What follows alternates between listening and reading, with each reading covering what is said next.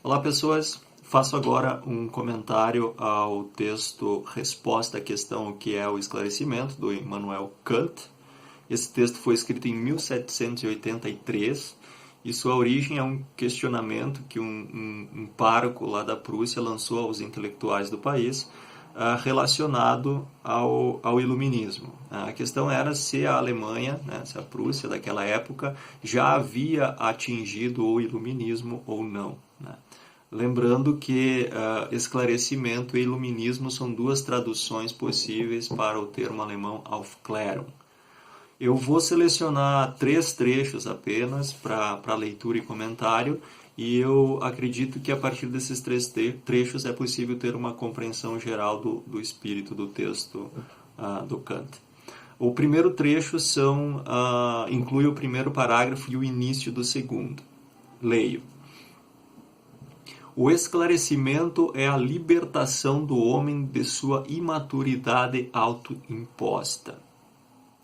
Imaturidade é a incapacidade de empregar seu próprio entendimento sem a orientação de outro. Ok, temos duas definições complementares aqui, ou melhor, que se complementam. Primeiro, o Kant está dizendo, o esclarecimento é a libertação do homem de sua imaturidade autoimposta.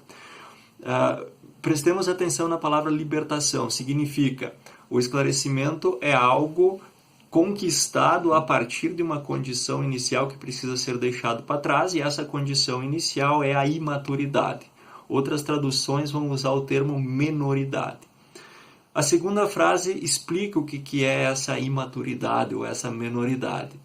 Diz que se trata da incapacidade de fazer uso do próprio entendimento, incapacidade de usar a própria inteligência sem estar sendo guiado por outra pessoa.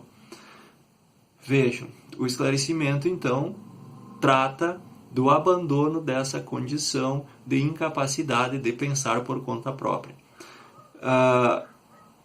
Isso que Kant chama de imaturidade. Tal tutela, ou seja, tal submissão aos outros, é autoimposta quando sua causa não reside em falta de razão, mas na falta de determinação e coragem para usar o próprio entendimento sem a direção de outras pessoas. Vejam, a imaturidade ela pode ser natural, e ela é natural, por exemplo, nas crianças. As crianças são imaturas, elas não conseguem ainda fazer uso do próprio entendimento, elas não conseguem ainda ponderar e decidir autonomamente sobre muitas questões relacionadas às suas vidas. Mas essa não é uma condição que a criança se submete. É a própria natureza que torna as crianças imaturas no início de sua existência. Não é dessa imaturidade que fala Kant. Kant está falando de uma imaturidade que pessoas já intelectualmente desenvolvidas, adultos, podendo pensar por conta própria, simplesmente seguem os pensamentos alheios, não fazem uso de sua inteligência, de sua capacidade de pensamento. Isso é a imaturidade de que fala Kant, ou a menoridade, se quisermos. Sapere aude, ouse saber, tenha a coragem de usar sua própria mente. Este é o lema do esclarecimento, diz o Kant. Ouse saber. Vejam que, por que o ousar? Porque para sair dessa condição inicial de acomodação, em que as pessoas simplesmente se submetem ao comando alheio, simplesmente acolhem passivamente aquilo que os outros dizem, é preciso, em primeiro lugar, determinação e coragem. Esses são 2 elementos fundamentais para o esclarecimento, determinação e coragem. O segundo parágrafo, o Kant vai indicar o que nos mantém preso. Ele já indicou do que nós precisamos para nos libertar dessa condição de imaturidade autoimposta, determinação e coragem. Por outro lado, é a preguiça e a covardia, vai dizer o Kant, e ele pega pesado mesmo, é a preguiça e a covardia que nos mantém presos a essa condição de imaturidade. Diz assim, o início do segundo parágrafo. A preguiça e a covardia são as causas pelas quais uma tão grande parte dos homens, depois que a natureza de há muito os libertou de uma direção alheia, continuem, no entanto, de bom grado tutelados durante toda a vida. É por preguiça e covardia, ou seja, por falta de determinação e coragem, que muitas pessoas continuam sempre seguindo o que os outros dizem e pensam e abrem mão dessa capacidade de pensar por conta própria. E aí o Kant vai, em sua generosidade, nos oferecer 3 exemplos de como essa tutela, essa subjugação aos outros acontece no decorrer da vida. Ele diz, isso pode se dar através de um livro, simplesmente a gente acolhe aquilo que os livros estão dizendo como sendo verdades prontas, não questionamos, não pensamos, o livro já tem as respostas para nós. Essa imaturidade ela pode estar associada também à subjugação, ao acolhimento cego da palavra de um pastor, que aí nos dispensa, inclusive, de pensar sobre o nosso próprio comportamento, sobre a nossa própria moralidade, porque o pastor já faz isso por nós, já diz o que devemos fazer, o que não devemos fazer. Pode se dar ainda por meio do médico, que nos diz como devemos nos comportar para cuidar da saúde, o que devemos comer, o que não devemos comer, etc, etc. O Kant está dizendo, vejam, há diferentes formas de a gente se manter imaturo em nossas próprias vidas, simplesmente acolhendo aquilo que outras pessoas dizem. Avanço agora alguns parágrafos.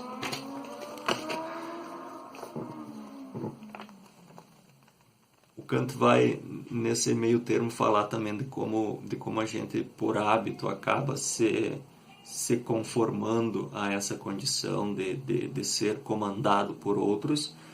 E aí depois ele vai introduzir aquilo que para ele é a condição fundamental para que todo esse processo de esclarecimento seja iniciado.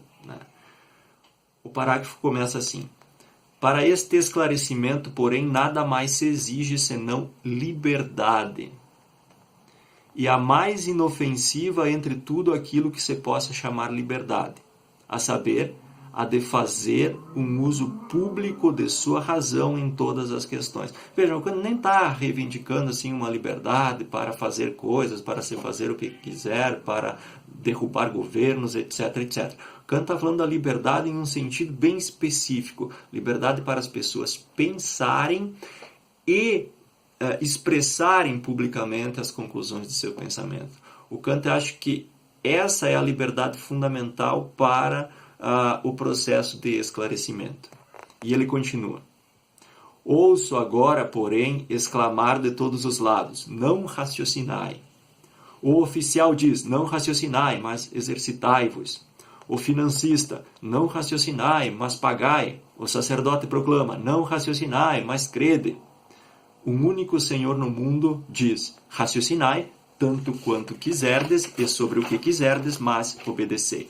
Quem que é esse Senhor? Trata-se do déspota Frederico II. O Kant depois, na parte final do texto, vai fazer longos elogios à atuação desse déspota esclarecido da Prússia. Sobretudo por ele não estabelecer uma crença religiosa aos seus súditos. Ele deixa a liberdade absoluta para seus súditos pensarem e decidirem sobre a sua própria religiosidade. Isso para o Kant é muito, muito significativo. Já havia naquela época uma certa liberdade artística, por exemplo, mas o Kant achava que essa liberdade das pessoas especularem e pensarem livremente deveria se estender a todas as esferas da vida.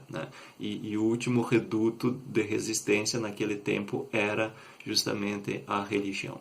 E o Kant vai dizer também, mais adiante no texto, não se trata simplesmente de tolerância às diferentes religiosidades, porque tolerância sempre guarda um resquício de arrogância, assim.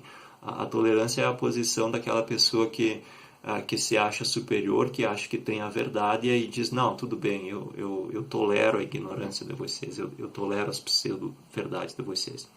Não se trata disso para o Kant. Liberdade não é tolerância, liberdade é simplesmente deixar as pessoas pensarem e decidirem por conta própria, a partir do uso de sua própria inteligência, de sua própria capacidade de pensamento.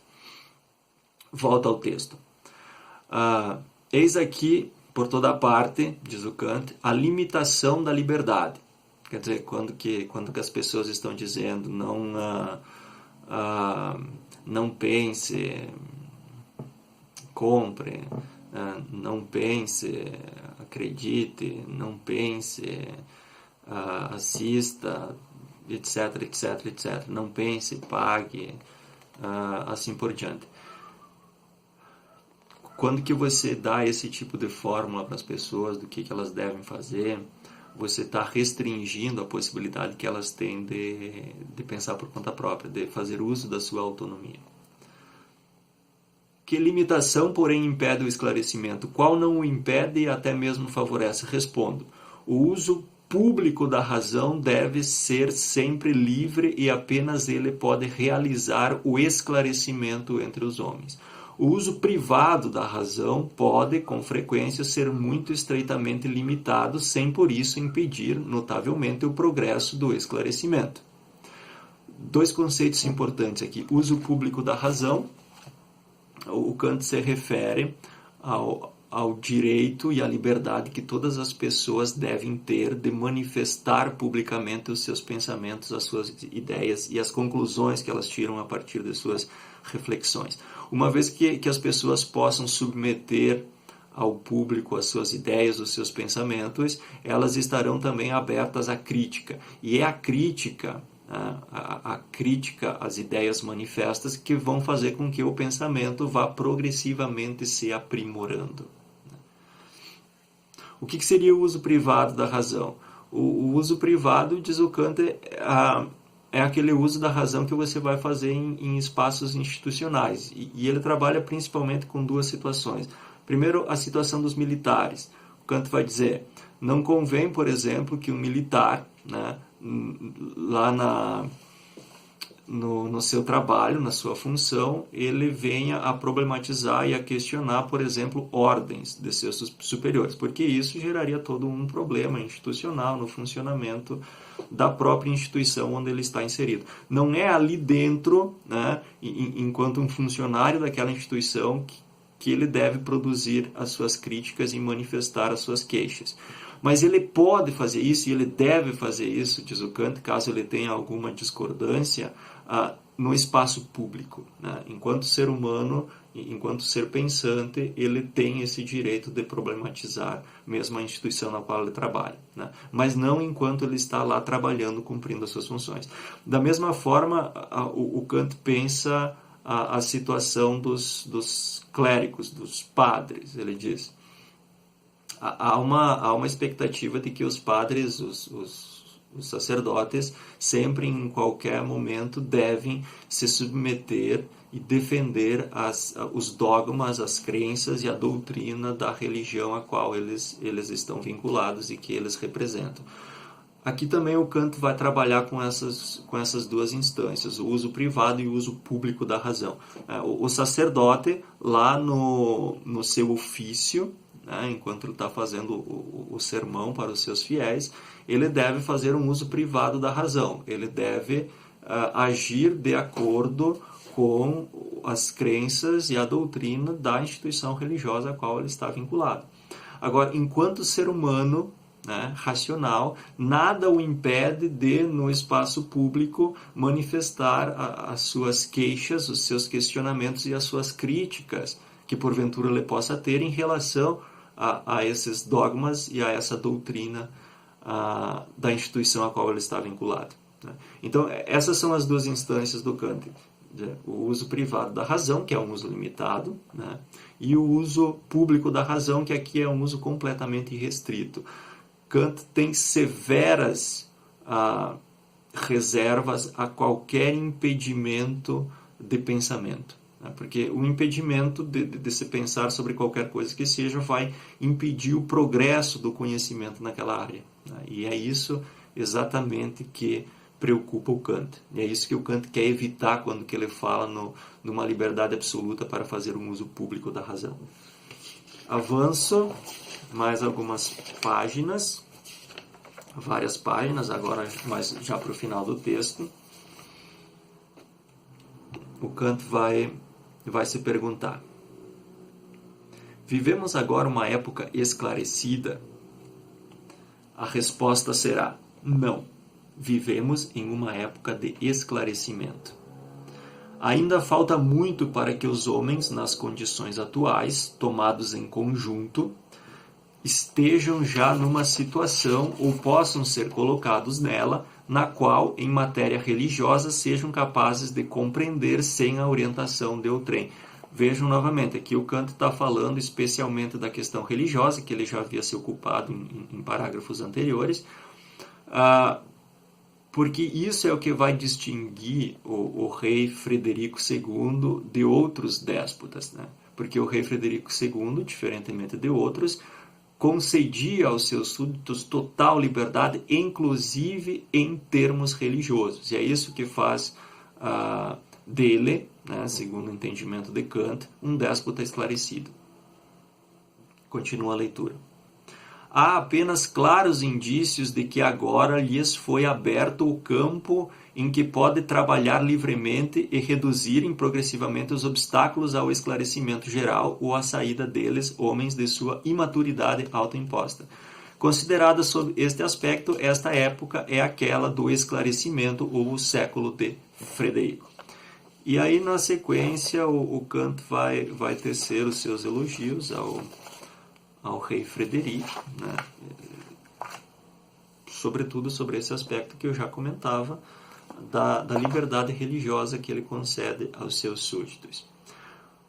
Ok, uma ideia bem geral, então, do texto, para finalizar, é que se trata para o Kant, e aqui tem como pano de fundo um princípio forte do iluminismo, do esclarecimento, se a gente quiser, que é a crença em um progresso contínuo da humanidade, né?